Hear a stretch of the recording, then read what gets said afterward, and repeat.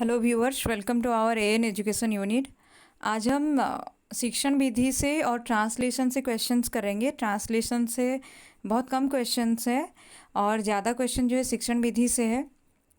ये सारा क्वेश्चन जो है एमसीक्यू का फॉर्म में है और आप लोगों को पता है कि मेरा एमसीक्यू में 3 ही ऑप्शन रहता है। फर्स्ट क्वेश्चन देखिए, रसानुभूति कार्य और गृह कार्य किस सोपान में होता है? प्रयोग, प्रस्तावना, अधिगम, मूल्यांकन। मैं आप लोगों को बताई थी इससे पहले का शायद एक ही वीडियो अपलोड किया है शिक्षण विधि में, या 2 वीडियो अपलोड किया गया है, मुझे याद नहीं है। आप लोग प्लेलिस्ट में जाकर चेक कर सकते हैं, उसमें एक्सप्लेन करके क्वेश्चंस दिया गया है। तो इसमें देखिए, रसानुभूति कार्य या गृह कार्य जो है वो आपका 3 ऑप्शन दिया गया, प्रयोग, प्रस्तावना, अधिगम, मूल्यांकन। तो ये जो क्वेश्चन नंबर 1 जो है इसका आपका ए ऑप्शन सही होगा। प्रयोग में आता है आपका रसानुभूति कार्य या गृह कार्य, प्रयोग सोपान में आता है। आप लोगों का जो भी जितना भी हमारा आएगा सिलेबस में जितना दिया गया है उसी से रिलेटेड सारा क्वेश्चन है। क्वेश्चन नंबर 2 देखिए, अधिगम मूल्यांकन प्रश्न कैसा चाहिए? अधिगम मूल्यांकन प्रश्न कैसा होना चाहिए? ठीक है, तो अधिगम मूल्यांकन का प्रश्न जो है मतलब जिसे इवैल्यूएट हम करते हैं, तो वो प्रश्न कैसा होना चाहिए? थोड़ा कठिन, थोड़ा सरल, थोड़ा जटिल। 2 नंबर क्वेश्चन जो है इसका सी ऑप्शन सही है कि थोड़ा जटिल होना चाहिए। जो मूल्यांकन का जब हम इवैल्यूएट करते हैं ना किसी को, तो वहाँ पर थोड़ा सा डिफ़िकल्ट क्वेश्चन रहता है, तो इसलिए 2 नंबर का सी ऑप्शन सही है। देखिए, बहुत सारे बच्चे बोल रहे थे कि पेड कोर्स के लिए, तो इसलिए पेड कोर्स के बारे में आप लोगों का जो कमेंट बॉक्स है वहाँ पर पिन किया हुआ आप देख लीजिएगा, वहाँ पर डिटेल्स दिया गया है। अगर कोई भी कैंडिडेट, कोई भी किसी को भी अगर लगता है कि ये सही है या फिर किसी कोई भी इंटरेस्टेड है, तो आप लोग वहाँ जाके चेक कर सकते हैं। वहाँ पर नंबर दिया गया है, आप कॉन्टैक्ट कर सकते हैं। तो देखिए क्वेश्चन नंबर 3 देखिए, 2 उद्देश्य किस पाठ विधि में आते हैं? गद्य, पद्य, 2 उद्देश्य, ठीक है, 2 उद्देश्य किस पाठ विधि में आते हैं? क्वेश्चन नंबर 3 का ऑप्शन जो है वो दिया गया है गद्य पद्य, और गद्य पद्य दोनों दिया गया है सी ऑप्शन में। तो 3 नंबर का ये ऑप्शन सही है। 2 उद्देश्य जो है वो गद्य पाठ विधि में आते हैं। देखिए, जो 2 उद्देश्य के बारे में जो क्वेश्चन है ना, ये हम लोग को बीएड में समझाया गया था, तो हो सकता है ये क्वेश्चन भी आ जाए। तो 3 नंबर का ए ऑप्शन सही होगा। 2 उद्देश्य जो है वो गद्य पाठ विधि में आते हैं। क्वेश्चन नंबर 4, अनुकरण वाचन किससे कराया जाता है? देखिए, आदर्श वाचन के बाद में अनुकरण वाचन होता है। आदर्श वाचन जो है वो शिक्षक करते हैं और उसके बाद बच्चे जो है अनुकरण वाचन करते हैं, मतलब जो टीचर से सुनते हैं उसी को ये लोग अनुकरण करते हैं। और वही जो आदर्श वाचन है वो आपका गद्य में आएगा, सस्वर आदर्श वाचन जो है वो आपका पद्य में आएगा। क्वेश्चन नंबर 4 देखिए, अनुकरण वाचन किससे कराया जाता है? बच्चों से, छात्र से, शिक्षक से। तो यहाँ देखिए, एक में ऑप्शन दिया है 4 नंबर का, देखिए छात्र दिया है, और तो 4 नंबर का देखिए आपका बी ऑप्शन सही है। छात्र या छात्र से जो हो छात्र से अनुकरण वाचन कराया जाता है। या तो छात्र हम लिख सकते हैं या फिर छात्रा लिख सकते हैं, ठीक है। तो क्वेश्चन नंबर 4 का जो बी ऑप्शन सही होगा, अनुकरण वाचन जो है वो स्टूडेंट्स के लिए होता है, तो ये छात्र ऑप्शन जो है ये सही है। क्वेश्चन नंबर 4 का बी ऑप्शन सही है। क्वेश्चन नंबर 5, उच्च स्तरीय कक्षाओं में कौन सी वाचन होना आवश्यक है? सस्वर, मौन, तर्क। देखिए 5 नंबर क्वेश्चन जो है यहाँ पर दिया है उच्च स्तरीय कक्षाओं में। जब बच्चे क्लास में जब बच्चे बड़े होते हैं तो वो लोग क्या करते हैं? मौन वाचन करते हैं। आप देखिएगा कोई भी क्लास, हायर क्लास में देखिएगा कोई भी ज़ोर ज़ोर से या शोर में पढ़ता नहीं है। वो लोग क्या करते हैं ना, वो लोग मौन वाचन करते हैं, धीरे धीरे मन ही मन पढ़ते हैं। तो 5 नंबर का बी ऑप्शन सही है। उच्च स्तरीय कक्षाओं में मौन वाचन होना आवश्यक है। क्वेश्चन नंबर 6, भावबोध प्रश्न कैसा होना चाहिए? सरल और स्पष्ट, सहज और सरल, सहज और स्पष्ट और सहज।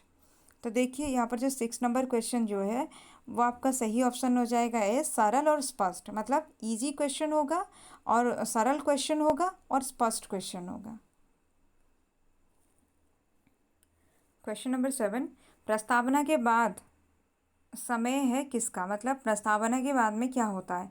सबसे पहला जो सोपान है आपका प्रस्तावना है, उसके बाद उद्देश्य कथन, फिर प्रस्तुतिकरण, और प्रस्तुतिकरण के बाद में आता है आपका, देखिए टोटल जो सोपान जो आपका दिया है वो 5 सोपान है।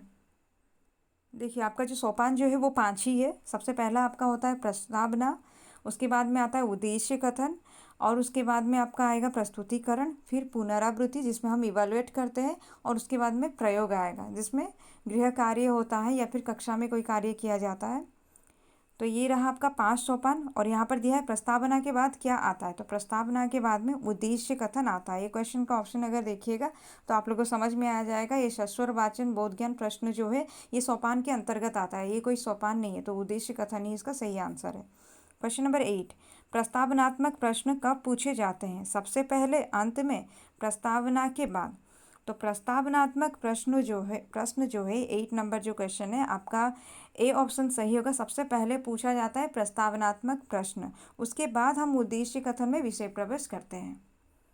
क्वेश्चन नंबर 9, पुनर्वाचन करता है कौन, पुनर्वाचन कौन करते हैं, शिक्षक, बच्चे या छात्र। तो 9 नंबर जो है बहुत इंपॉर्टेंट क्वेश्चन है, पुनर्वाचन जो है ये छात्र करते हैं। 9 नंबर का सी ऑप्शन सही है। क्वेश्चन नंबर 10, आदर्श पाठन। देखिए 9 नंबर में और इससे पहले का भी क्वेश्चन में छात्र और बच्चा 2 ऑप्शन दिया गया है, बच्चे और छात्र। यहाँ पर छात्र जो है ये ज़्यादा सही होगा, इसलिए छात्र ऑप्शन ही सही होगा। अगर एग्जाम में भी ऐसा क्वेश्चन आता है कहीं पर बच्चा लिखा है और कहीं पर छात्र लिखा है तो आपको छात्र पर ही टिक करना है। क्वेश्चन नंबर 10, आदर्श पाठन किसके द्वारा होता है, शिक्षक, छात्र, प्रधान शिक्षक। तो देखिए आदर्श पाठन जो है ये करते हैं शिक्षक करते हैं, आदर्श पाठन के बाद में फिर छात्र उसको पढ़ते हैं। तो 10 नंबर क्वेश्चन जो दिया गया है इसका ए ऑप्शन सही होगा। आदर्श पाठन जो है वो शिक्षक करते हैं, फिर अनुकरण जो है वो छात्र करेंगे। तो 10 नंबर का ए ऑप्शन आपका सही है।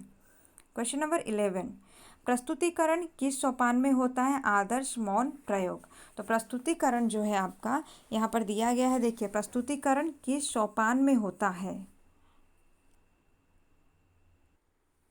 क्वेश्चन नंबर 11 देखिए, ये क्वेश्चन नंबर 11 होगा, प्रस्तुतिकरण सोपान में क्या होता है, आदर्श, मौन, प्रयोग। मतलब यहाँ पर आदर्श वाचन होता है या मौन वाचन होता है या प्रयोग होता है। तो प्रस्तुतिकरण सोपान में आपका आदर्श वाचन होगा, मौन वाचन भी उसमें नहीं होगा, आदर्श वाचन जो है सही है आपका। 11 नंबर का ए ऑप्शन सही है। क्वेश्चन नंबर 12, निम्न कक्षा के लिए उपयोगी है निगमन विधि, पाठ विश्लेषण विधि, आगमन विधि। तो 12 नंबर क्वेश्चन देखिए, तो आपको पता है कि सबसे ज़्यादा सही कोई विधि अगर है आगमन और निगमन से तो आगमन विधि होगा। निगमन विधि जो है नियम से उदाहरण में आते हैं, आगमन विधि में उदाहरण देकर हम नियम में आते हैं। तो उदाहरण देकर जब नियम हम सीखते हैं तो इससे क्या होता है, जो छात्र जो होते हैं उन लोगों को समझ में बहुत अच्छे से आता है। तो इस वजह से 12 नंबर जो है ये सी नंबर, सी ऑप्शन जो है इसका सही है। आगमन विधि जो है निम्न कक्षा के लिए उपयोगी है, इसमें बच्चे भी थोड़ा सा इन्वॉल्व होते हैं और बच्चे भी जो है थोड़ा सा अपना क्या बोल सकते हैं प्रेजेंट माइंड का यूज़ करके वो लोग क्या करते हैं ना, उदाहरण से नियम तक पहुंचते हैं। तो 12 नंबर जो है इसका सी ऑप्शन सही है। क्वेश्चन नंबर 13, निगमन उत्तम विधि है अध्ययन के लिए, अध्यापन के लिए, स्पष्टीकरण के लिए, अध्ययन के लिए, अध्यापन के लिए, स्पष्टीकरण के लिए। ठीक है, निगमन उत्तम विधि है, ये किसके लिए उत्तम विधि, किस चीज़ के लिए उत्तम विधि है, अध्यापन के लिए, अध्ययन के लिए या स्पष्टीकरण के लिए। तो यहाँ पर जो 13 नंबर क्वेश्चन दिया है इसका सही ऑप्शन होगा ए, अध्ययन के लिए। क्वेश्चन नंबर 14, आगमन विधि का गुण है विश्लेषणात्मक, संरचनात्मक, मनोवैज्ञानिक। तो 14 नंबर क्वेश्चन जो है आगमन विधि का गुण क्या है, इसका जो सही आंसर हो जाएगा वो आपका सी ऑप्शन होगा, मनोवैज्ञानिक है। आगमन विधि का गुण है ये एक मनोवैज्ञानिक। क्वेश्चन नंबर 15, डेज विधि कार्य से कारण की ओर जाती है, कौन सा विधि जो है कार्य से कारण की ओर जाती है। यहाँ पर क्वेश्चन दिया गया है आपका 15 नंबर क्वेश्चन जो है, इसमें 3 ऑप्शन है, आगमन, निगमन, शिक्षण। तो आगमन विधि जो है वो आपका कार्य से कारण की ओर जाती है। क्वेश्चन नंबर 16, आगमन विधि डेज से परिणाम की ओर जाती है, कारण से, खेल से या कार्य से। तो 16 नंबर का आपका सी ऑप्शन सही है, कार्य से परिणाम की ओर जाती है आगमन विधि। यही क्वेश्चन में आ जाएगा कि कौन से विधि कार्य से परिणाम की ओर जाती है, तो आप वहाँ लिखिएगा आगमन विधि। क्वेश्चन नंबर 17, अध्यापन की उत्तम विधि है, अध्यापन की उत्तम विधि कौन सी है? आगमन, निगमन, पाठ विश्लेषण। तो 17 नंबर जो दिया गया है इसका ए ऑप्शन सही है। आगमन जो है अध्यापन की उत्तम विधि है, अध्यापन की उत्तम विधि जो है आगमन है। 17 का ए ऑप्शन सही है। क्वेश्चन नंबर 18, छात्र में अर्थ ग्रहण कितने प्रकार से होता है? 1, 2, 3, तीन ऑप्शन यहाँ पर दिया है। तो 18 नंबर जो है इसका बी ऑप्शन सही है। छात्र में अर्थ ग्रहण जो है ये 2 प्रकार से होता है। क्वेश्चन नंबर 19, पाठ योजना का मुख्य पद होता है? प्रस्तावना, प्रस्तुतिकरण, पुनरावृत्ति। तो पाठ योजना का मुख्य पद जो है 19 नंबर क्वेश्चन जो दिया गया है इसका सी ऑप्शन सही है। पुनरावृत्ति इसका सही आंसर है कि पाठ योजना का मुख्य पद जो है पुनरावृत्ति है। क्वेश्चन नंबर 20, सब विषय के लिए उपयुक्त नहीं है कौन सी विधि? आगमन, निगमन या व्याकरण। तो 20 नंबर का ए ऑप्शन सही है। सब विषय के लिए आगमन विधि जो है वो उपयुक्त नहीं होता है, वो सही नहीं होता है। देखिए यहाँ पर आगमन विधि मतलब उदाहरण देकर नियम तक आना। हम भी क्या करते हैं, इवन मैं भी क्या करती हूँ अपने क्लास में, जब किसी भी स्टूडेंट को कोई भी चीज़ का अगर मीनिंग भी पूछता है ना, तो बहुत सारा मीनिंग तो डायरेक्टली एक्सप्लेन किया जा सकता है मीनिंग, लेकिन कुछ चीज़ों को बताने के लिए मैं अक्सर एग्जाम्पल का यूज़ करती हूँ। जब उदाहरण का हम यूज़ करते हैं ना, और उदाहरण कैसा होना चाहिए, आपका सराउंडिंग से रिलेटेड होना चाहिए, आपका करंट सिचुएशन से रिलेटेड होना चाहिए। तब क्या होता है, बच्चे उसको बहुत अच्छे से समझते हैं और उसको भूलते नहीं हैं। तो आगमन विधि जो है वो हर तरह से सही है। 20 नंबर जो है उसका ए ऑप्शन सही होगा। आगमन सब विषय के लिए उपयुक्त नहीं है आगमन विधि। ये क्यों बोला गया है, लेकिन ये हर जगह पर तो हम आगमन विधि का इस्तेमाल नहीं कर सकते हैं ना, लेकिन आगमन विधि बहुत हद तक सही है। क्वेश्चन नंबर 21 देखिए, बाड़को माने, ये आपका ट्रांसलेशन है, बाड़को माने गीतो गाउछंती। यहाँ देखिए बालक गीत गा रहा है, बालक गीत गा रहे हैं, बालकों गीत गा रहे हैं। तो 21 नंबर क्वेश्चन जो है इसका सही ऑप्शन होगा आपका बालक गीत गा रहे हैं।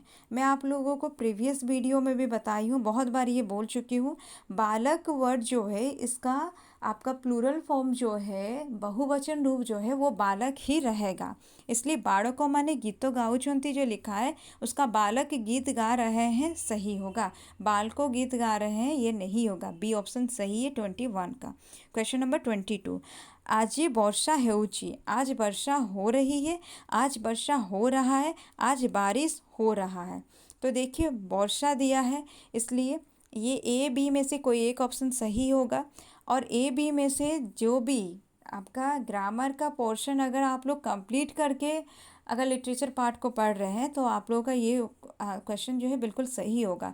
वर्षा दिया है, यहाँ वर्षा लिखा है, वर्षा जो स्त्रीलिंग शब्द है, इसलिए आज वर्षा हो रही है सही है। क्वेश्चन नंबर 22 का ए ऑप्शन सही है।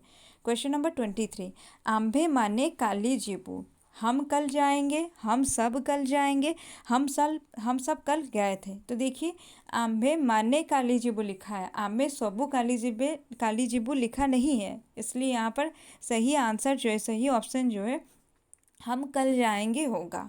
23 का ए ऑप्शन सही है। आंबे माने काली जीबू का सही ऑप्शन होगा हम कल जाएंगे। क्वेश्चन नंबर 24, सेमाने रथ यात्रा गले, वो सब रथ यात्रा गए, वे सब रथ यात्रा गए, वे रथ यात्रा गए। देखिए सेमाने दिया है, सेमाने का हिंदी जो है वो होगा वे, तो सेमाने के बदले में वे रथ यात्रा गले, रथ यात्रा गए। 24 का सी ऑप्शन सही है। सेमाने रथ यात्रा गले दिया है, सेमाने सबू नहीं है, अगर सेमाने सबू होता तो वह सब या वे सब कोई भी आप सोच सकते थे, लेकिन यहाँ पर सिर्फ सेमाने दिया है इसलिए वे होगा सही, यानी कि वे रथ यात्रा गए। 24 नंबर का सी ऑप्शन सही है। अब देखिए 25 नंबर, ये लास्ट क्वेश्चन है आपका।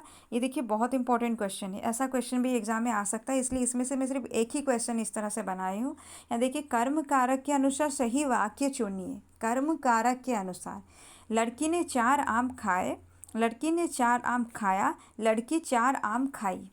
इसका सही आंसर जो होगा वो आपका होगा लड़की ने 4 आम खाए। देखिए 4 के अनुसार यहाँ पर खाए लिखा है, खाया नहीं, ठीक है। 25 का ए ऑप्शन सही है। उम्मीद है आप लोगों को पूरा वीडियो समझ में आया होगा।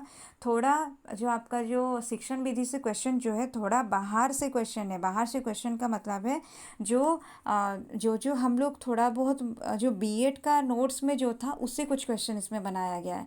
ये क्वेश्चन इसमें इसलिए दिया गया है ताकि अगर क्वेश्चन कभी कभी क्या होता है थोड़ा हटके क्वेश्चन एग्जाम में आता है, अगर थोड़ा हटके आए आप लोगों का क्वेश्चन गलत ना हो इसके लिए इस तरह से क्वेश्चन बना है।